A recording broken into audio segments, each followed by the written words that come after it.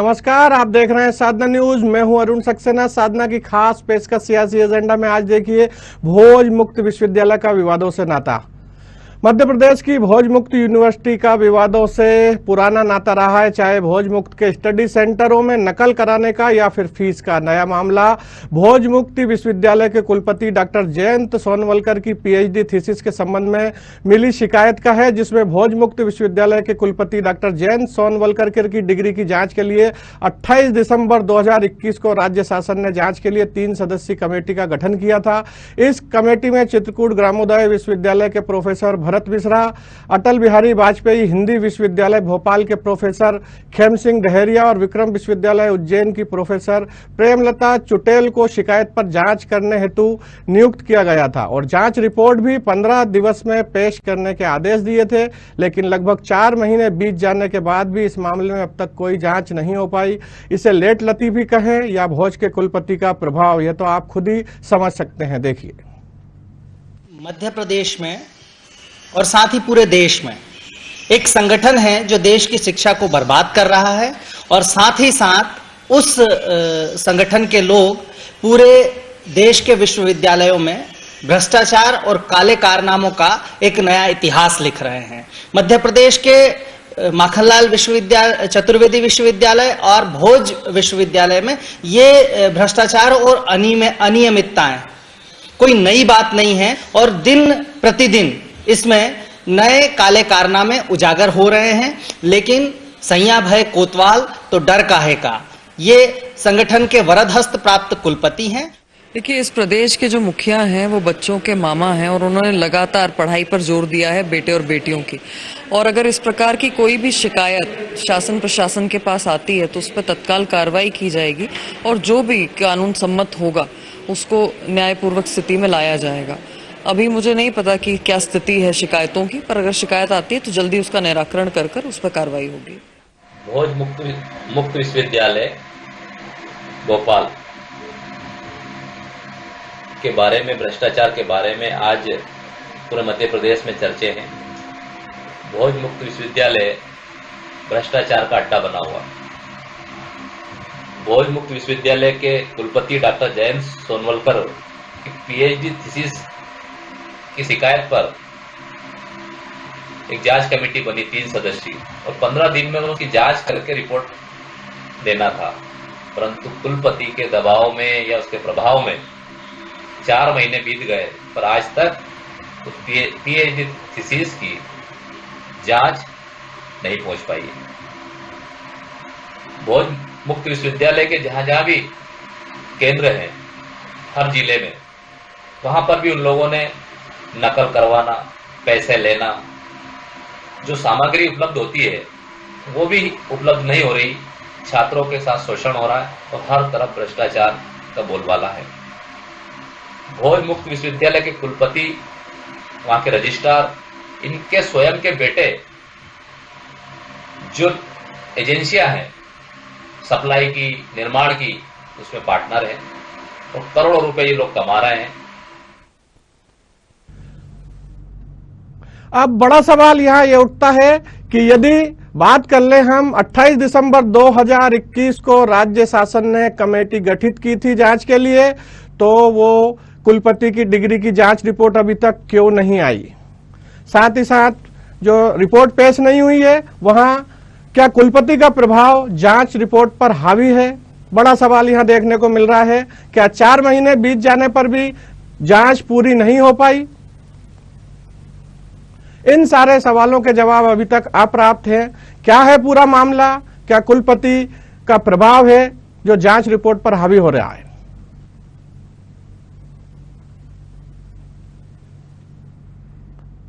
और इसी मुद्दे पर ज्यादा जानकारी के लिए हमारे साथ पैनल जुड़ चुके हैं। हमारे साथ कांग्रेस प्रवक्ता प्रदीप सक्सेना मोनू है। प्रदीप जी, बहुत बहुत स्वागत है हमारे साथ। वरिष्ठ पत्रकार राजधानी से जुड़ चुके हैं पंकज पाठक जी। पंकज जी, बहुत बहुत स्वागत है साधना न्यूज में।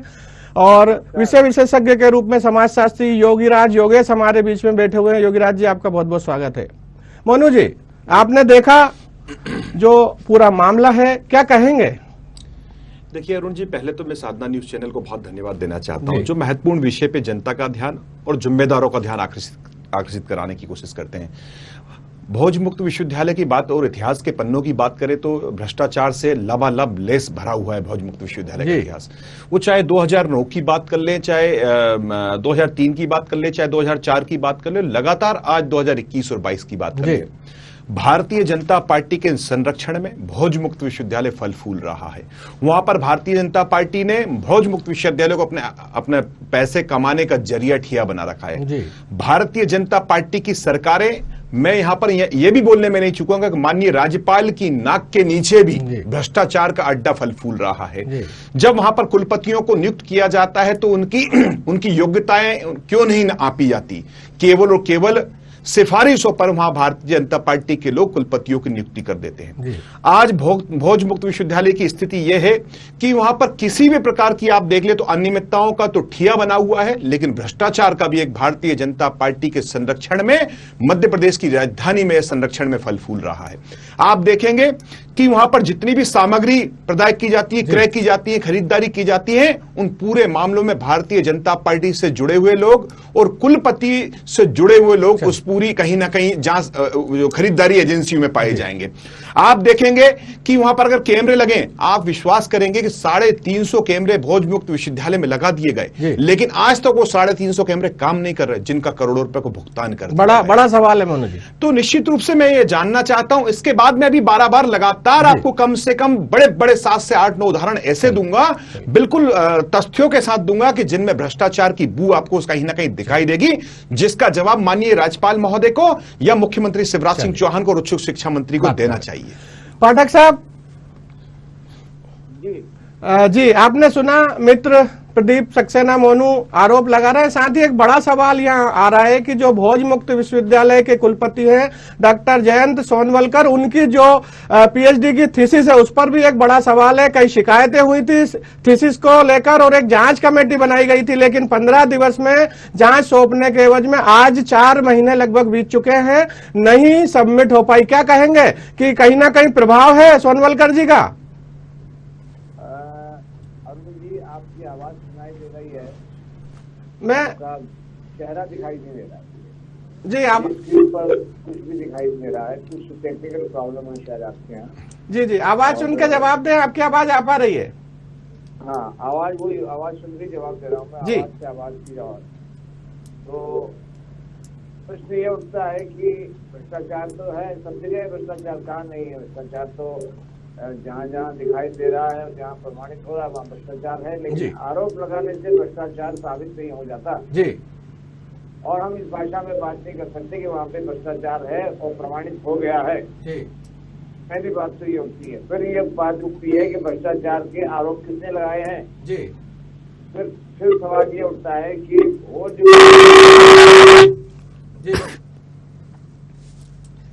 चलिए संपर्क नहीं हो पा रहा है। योगीराज जी, आपके पास आना चाह रहा हूं। आपने सुना नेहा बग्गा जी मामले को सुनकर बता रही हैं, जो भाजपा की प्रवक्ता हैं, कि ये प्रदेश के जो मुखिया हैं वो बच्चों के मामा हैं और यदि कोई इस तरह की शिकायत आएगी, हालांकि उन्हें जानकारी नहीं है, लेकिन फिर भी कार्रवाई की जाएगी। आपके सामने है ये पत्र, हमने आपको दिखाया, आपने दर्शकों को दिखाया, क्या कहेंगे? देखिए, यूनिवर्सिटी में जो भी नियुक्तियां होती हैं, कुलपति हों चाहे वो कुछ भी हो, कहीं ना कहीं जी पॉलिटिकल प्रभाव में होती है जी। उसकी कोई योग्यता, क्वालिफिकेशन, कोई पीएससी जैसा एग्जाम नहीं देना पड़ता जी। वो तो कृपा पात्र लोगों को उसकी कृपा मिलती है, और फिर जब कृपा मिलती है तो कृपा बरसती है अपने लोगों पे जी। तो इसीलिए ये भ्रष्टाचार की संभावनाएं वहां बढ़ जाती हैं जी। और केवल ये कह देना कि ये बात जरूर है कि भाजपा की सरकार में 2-3 यूनिवर्सिटी में जबरदस्त भ्रष्टाचार चल रहा है जी। लेकिन ये कोई भी विश्वविद्यालय हो, किसी की भी सरकार हो, ये सब भ्रष्टाचार के अड्डे पहले भी थे, आज भी हैं। मुझे याद है मुकेश नायक जब उच्च शिक्षा मंत्री थे तो 2-2 कमरों में कॉलेज खुल गए, यूनिवर्सिटियां खुल गई। आज कम से कम ये कि 20 एकड़ की जमीन और ये बहुत सारे उसमें क्लोज आ गए।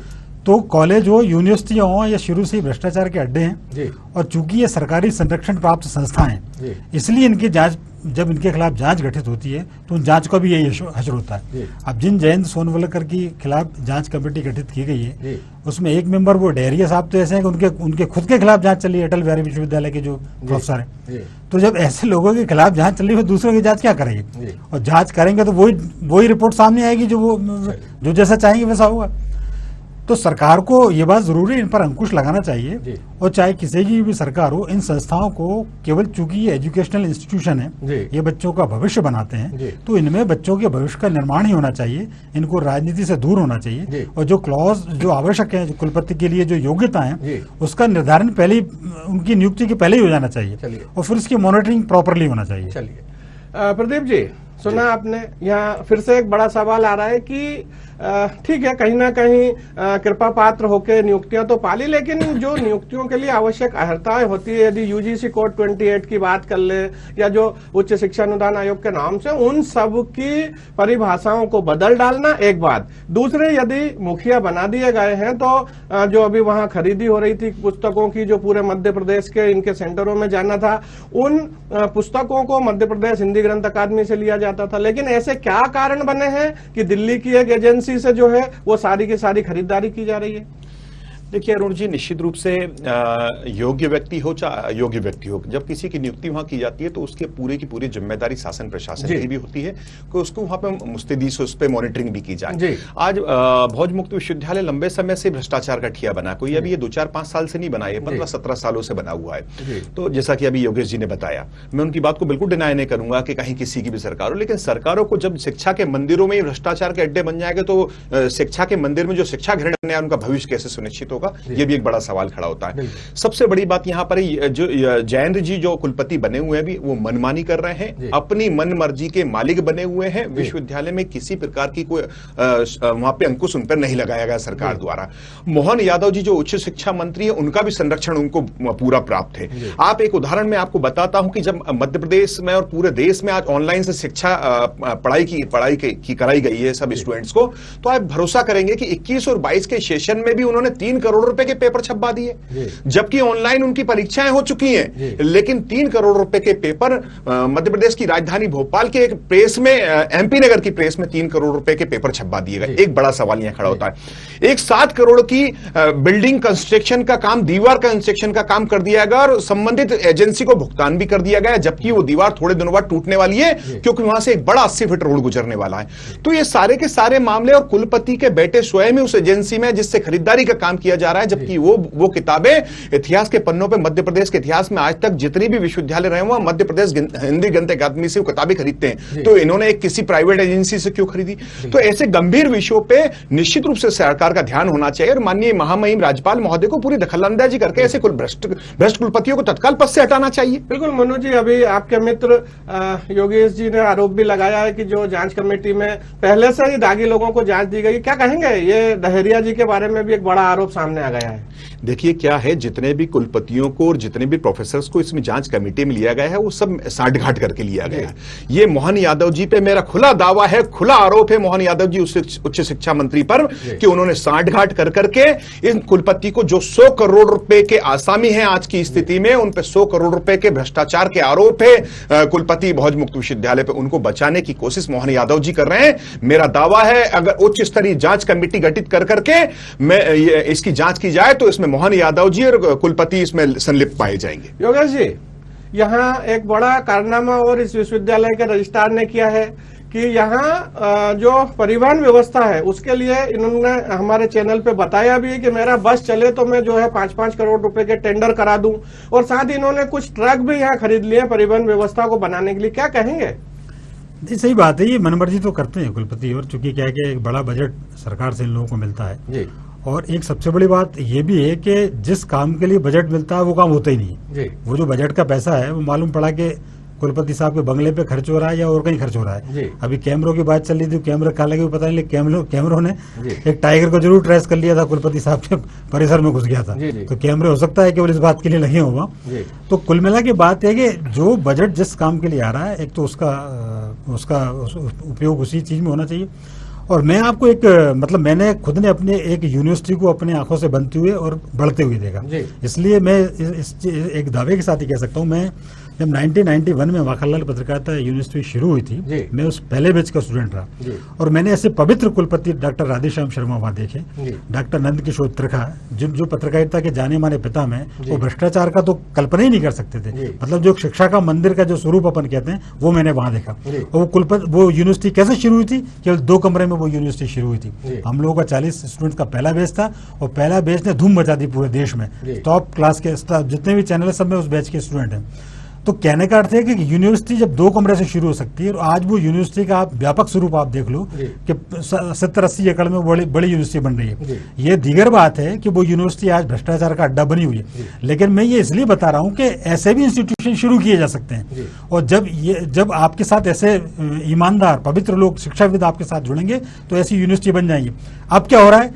अब यूनिवर्सिटी बाद में डिक्लेयर होती है, उसकी बिल्डिंग पहले बन जाती है। उसका उदाहरण है अटल बिहारी वाजपेयी विश्वविद्यालय की जो यूनिवर्सिटी बनी है, तो 30-35 एकड़ में वो यूनिवर्सिटी बना दी गई और मालूम पड़ा कि वहाँ जो कोर्सेज संचालित किए जा रहे हैं उसको पढ़ाने के शिक्षक नहीं है। तो ये बेसिक अंतर होता है। यूनिवर्सिटी कैसे ग्रो करती है उसका भी मैंने उदाहरण बताया, और यूनिवर्सिटी कितनी बड़ी शुरू की जाती उसका भी मैंने उदाहरण आपको। प्रदीप जी, एक बड़ा सवाल यहाँ पे और उठ के आ रहा है, चूंकि आप भी शिक्षा के उससे जुड़े हुए हैं, जो कुलपति हैं या पूरा का पूरा जो कुनबा है वहां के भोज विश्वविद्यालय का, तो 2021 में जो डीएलएड और डीएड की जो परीक्षाएं हुई थी एडमिशन के लिए, उसका जो है अभी तक एडमिशन नहीं हो पाया है। दूसरा सत्र चालू हो गया है, तो ऐसे में क्या होगा उन छात्रों के भविष्य के साथ? देखिए, ऐसे में निश्चित रूप से अरुण जी बहुत महत्वपूर्ण विषय, साधना न्यूज चैनल पे इतनी अच्छी महत्वपूर्ण विषयों पे चर्चा हो रही है। मैं बहुत धन्यवाद देना चाहता हूँ आपको कि पूरे मामले में जहाँ अपन डीएड बीएड की बात कर लें, उन शिक्षण संस्थानों में अगर वहां पर आज तक किसी प्रकार के सिलेबस नहीं इश्यू किया गया,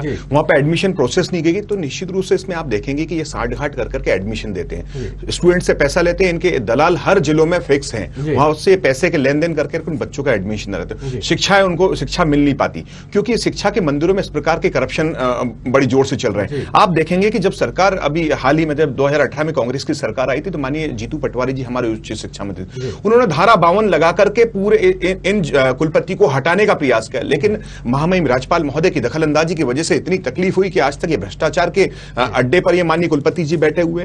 तो आज भी सरकारों को चाहिए कि शिक्षा के मंदिरों को पवित्र रहने दे, शिक्षा के मंदिरों को शिक्षण संस्थान के लिए रहने दे, ना कि करप्शन के लिए। तो पूरा का पूरा ध्यान माननीय मुख्यमंत्री शिवराज सिंह चौहान को और मोहन यादव जी को तत्काल इस्तीफा दे देना चाहिए। बिल्कुल मनु जी, तो क्या ये मान लिया जाए कि केवल साधना न्यूज या जो मीडिया चैनल्स हैं वो ही जिम्मेदारी उठाएंगे, वो शिकायत करेंगे, तभी कोई कार्रवाई हो पाएगी, ऐसा मान लिया जाए? देखिए, निश्चित रूप से मीडिया अपना काम कर रही है और लगातार विपक्षी दल भी अपना काम कर रहे हैं, कि चाहे विधानसभा की बात कर ले, चाहे मैंने अभी एक उदाहरण दिया कि जीतू पटवारी जी उच्च शिक्षा मंत्री, धारा 52 लगा करके उन्होंने पूरी ताकत से हटाने की कोशिश की, लेकिन महामहिम राज्यपाल महोदय की दखलंदाजी की वजह से कहीं ना कहीं पूरे मामले में लीपापोती कर दी गई।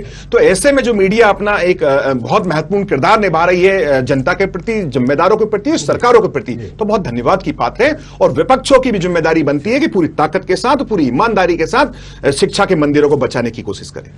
योगेश जी, एक बड़ा सवाल यहाँ फिर से उठ रहा है कि जितने भी इस भोज मुक्त विश्वविद्यालय के अध्ययन केंद्र है पूरे प्रदेश में, वहां से एक बड़ी राशि ये लोग एकत्र करते हैं, चाहे अध्ययन केंद्र देने का मामला हो या वहां एनरोल किए गए बच्चों को परीक्षा दिलाने का। लेकिन पिछले सालों के हम उदाहरण ले लें तो वहां से जो है उगाही तो कर ली गई, अभी तक अध्ययन सामग्री संबंधित संस्थानों तक नहीं पहुंचना एक बात। चूंकि साइंस विषय में प्रायोगिक परीक्षाएं भी होती है तो वहां प्रैक्टिकल की कोई व्यवस्था नहीं हुई, दूसरी बात।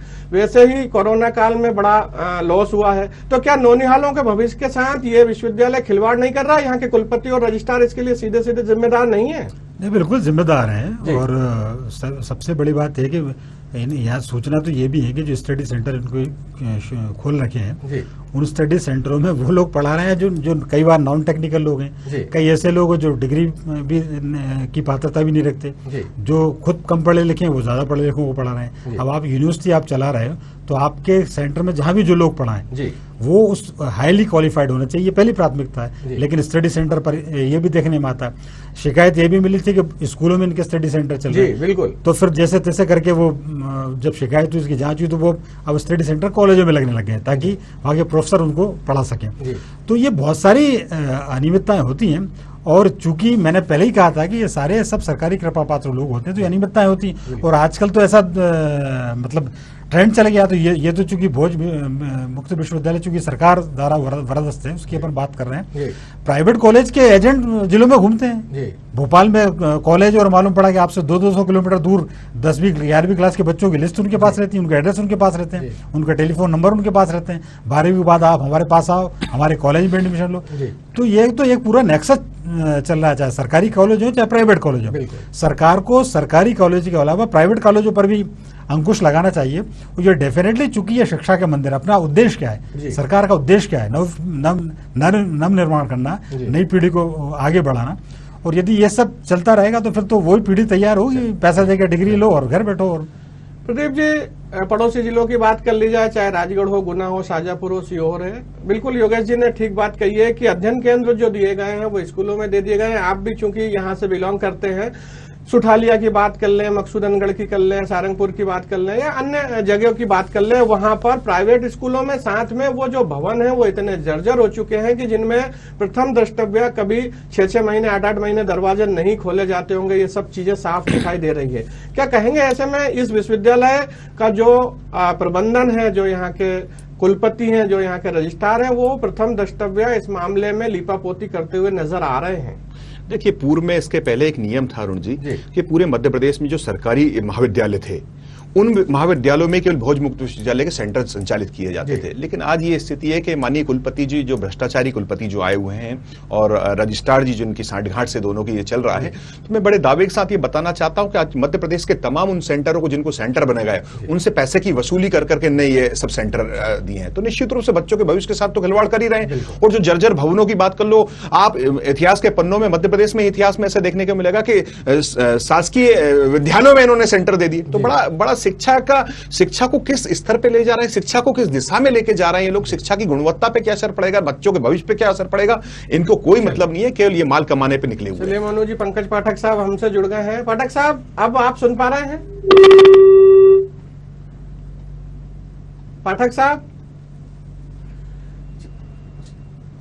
चलिए, पुनः कहीं ना कहीं तकनीकी दिक्कत के चलते योगेश जी, यहाँ फिर से जो चीजें सामने आ रही हैं, बार बार चीजें सामने आ रही हैं कि कुलपति और रजिस्ट्रार दोनों या पूरा के पूरा भोज मुक्त विश्वविद्यालय का प्रबंधन दोषी है। अपने चहेतों को उपकृत करने के लिए, चाहे खरीदी की समितियां बनी हो, चाहे जो पाठ्य पुस्तकें हैं उनको लेने के लिए दिल्ली की कोई एजेंसी है, उनके पुत्र उसमें सदस्य हैं। तो ऐसे में क्या, अभी जैसा कि मोनू जी ने बताया कि विपक्ष अपनी जिम्मेदारी पूर्ण भूमिका निभा रहा है, तो आप चूंकि चिंतक हैं, तो क्या लगता है कि इसके लिए कोई एक बड़ा आंदोलन हो सकता है, होना चाहिए?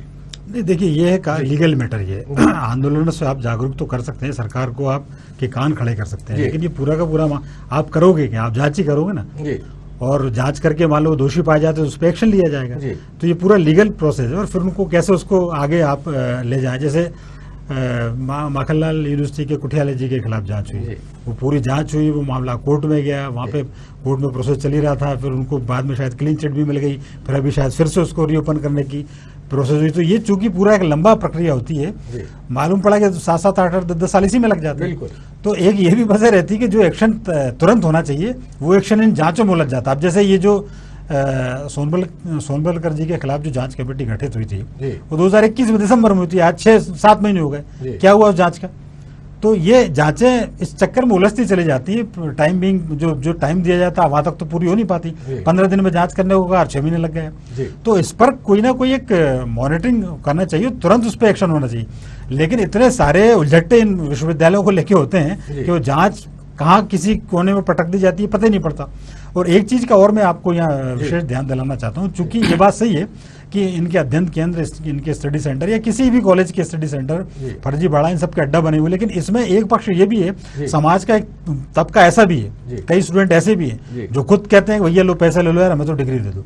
ठीक है। अब उसकी कई वजह हो सकती है। उसकी वजह ये भी हो सकता है वो लोग अदर किसी एक्टिविटीज में इन्वॉल्व हों, कई लोग बिजनेस करते हैं, कई लोग अपना रोजगार करते हैं, उसके साथ साथ पढ़ाई करते हैं। तो एक वजह यह भी है कि ऑफर उस तरफ से भी आ जाता है। तो ये क्या बाइलेटरल मामला है, ये सरकार को भी इसमें देखना चाहिए, मान लिया जाए योगेश जी कि ऑफर विद्यार्थियों की तरफ से आता है, लेकिन शासकीय पॉलिसी होती है, चूंकि मध्य प्रदेश सरकार के द्वारा संचालित विश्वविद्यालय है, तो ऐसे में विश्वविद्यालय के जो कर्णधार है वो इन प्रलोभनों में आ रहे हैं, तो सीधे सीधे कहीं ना कहीं यहाँ बड़ी धनराशि ऐंठने का बीच में इस तरह का कोई आरोप भी लग सकता है। ये तो बैठे ही इसलिए और उनके ऊपर तो आरोप लगा रहे कर रहे हैं, वो तो खुलेआम कर रहे हैं जी। तो करो ना, अब आप एक्शन लो ना आप उनके खिलाफ। चलिए, सोहन वलकर जी पिछले 2-3 सालों से यही कर रहे हैं, तो कौन ले रहा है एक्शन उनके खिलाफ? और चूंकि एक्शन इसलिए नहीं होती कि ये किसी न किसी को की कृपा से बनते हैं। बिल्कुल प्रदीप जी, किसी ना किसी की कृपा से ये बात तो स्वयं सिद्ध होती है। साथ ही साथ यहाँ आखिरी सवाल मैं आपसे लेना चाहूंगा, चूंकि समय की बाध्यता होती है, कि ऐसे में आपने भी बोला कि विपक्ष और मीडिया दोनों ही लोग इन ज्वलंत मुद्दों को उठाते हैं, तो क्या इस बड़े मुद्दे पर आप अपनी सरकार या कांग्रेस पार्टी को एक बड़ा एक्शन ले सकती है? देखिए निश्चित रूप से अभी योगेश जी ने बताया कि पूरा लीगल मामला है ये। अगर इसमें पूरे मामलों में जितने भी मुद्दों पे इशू पे हम ध्यान दिलाने की कोशिश, उन पे उच्च स्तरीय अच्छी जांच की जाए, चाहे भले कांग्रेस पार्टी के एक कमेटी भी गठित करके जांच करे, तो अगर हम कोर्ट न्यायालय में जाए तो न्याय तो मिलेगा ही, चाहे देर से मिलेगा, लेकिन ऐसे शिक्षा के मंदिरों में अगर न्याय देर से मिलेगा तो निश्चित रूप से बच्चों के भविष्य के साथ खिलवाड़ होता है। तो इस पूरे मामले में मुख्यमंत्री हाल ही में तो मानी मुख्यमंत्री जी को बहुत ध्यान देने की आवश्यकता है, और महामहिम राज्यपाल महोदय को बहुत ध्यान, क्योंकि महामहिम राज्यपाल महोदय के अधिकार क्षेत्र का मामला है, तो उनकी दखलंदाजी यहाँ सबसे ज्यादा बनती है कि शिक्षा के मंदिरों को भ्रष्टाचार के अड्डे से बचाने की कोशिश करें। शिक्षा के मंदिर को भ्रष्टाचार के अड्डे से बचाने की कोशिश की जानी चाहिए। कहीं ना कहीं कतिपय लोग जो जांच के दायरे में हैं, जिनके खिलाफ ऑलरेडी जांच चल रही है, उनको नई जांच की जिम्मेदारी ना दी जाए, और जो चहेते लोग हैं उन्हें उपकृत करने के जो कार्य किए जा रहे हैं उनको रोकने की एक बड़ी यहाँ पर कार्रवाई की जरूरत है। खैर, आज समय कम है, फिर किसी दिन किसी विषय पर मिलेंगे, तब तक के लिए नमस्कार।